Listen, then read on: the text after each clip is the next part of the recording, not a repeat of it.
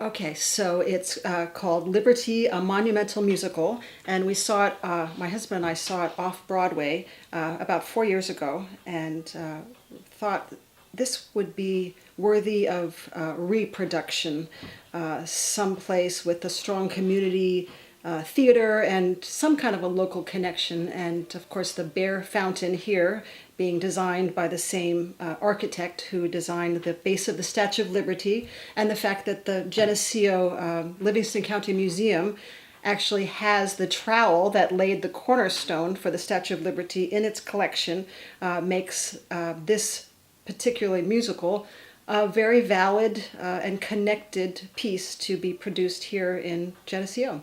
They will be seeing a piece that is totally family friendly, but that is sophisticated enough to be able to have the audience leave with some new knowledge, some content. It is historically based, but it's a lot of fun as well. There are some very poignant scenes there.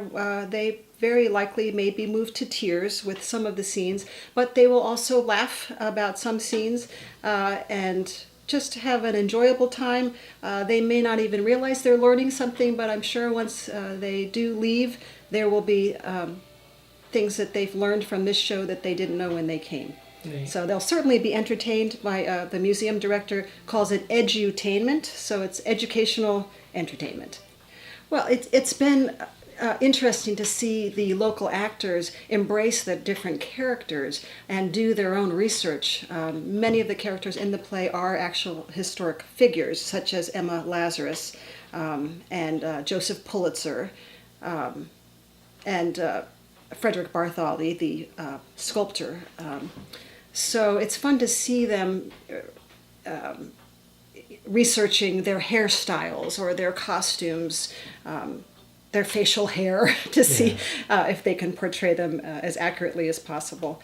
Of course, the costuming, we're trying to do it as period as is possible too with the budget. Right. Neat.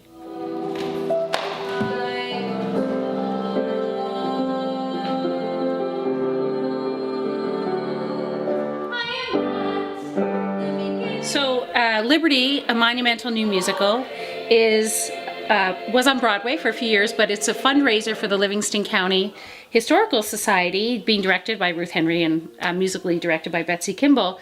And not only is immigration a timely tale this time of our country, as it has been for forever, but we also wanted to make some local connections. One of them being that this trowel that's on loan to us from the Master Masons, or let me say the Geneseo Masonic Lodge number 214. That's Okay. it. So it is on loan from the Masons, and they've had it in 1884. William A. Brodie was asked to lay the cornerstone of the Statue of Liberty, and this is the ceremonial trowel that he used to do that. He also was very influential in the community, so beyond that role that he served as Grand Mason of New York State, he also, people will recognize that, Brodie Hall is named after him at the college, Okay. right? So the Brodie Building, that's where the name comes from. Yeah, that's where the name comes from. familiar. And so we're honored that we have this trowel here on loan to us, and that people can come and see how he did this in 1884. The other interesting link is that the Bear Fountain, which was designed by Richard Morris Hunt, that architect was also the one who was the architect for the pedestal for the Statue of Liberty.